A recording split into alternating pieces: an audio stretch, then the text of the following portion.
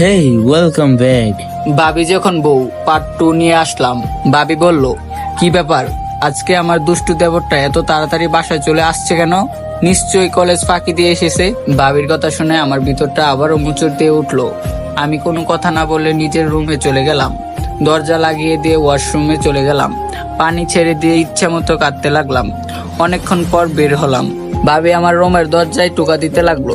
ভাবি বলল, কি ব্যাপার দেবর সাহেব, মন খারাপ কেন? কি হয়েছে? মনে মনে বললাম, কি হয়েছে সেটা যদি শুনেন তাহলে আপনি নিজেকে স্থির রাখতে পারবেন না। ভাবি যেন কিছু না বুঝে সেজন্য বললাম, আমি কিছু না। ভাবি বলল, না না, কিছু তো একটা হয়েছে, চোখ মুখ লাল কেন? আমি বললাম তো ভাবি কিছু হয়নি।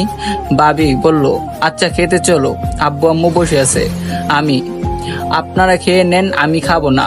ভাবি কিছু একটা বলতে চেয়েছিল কিন্তু আমি তাড়াতাড়ি বাসা থেকে বের হয়ে গেলাম।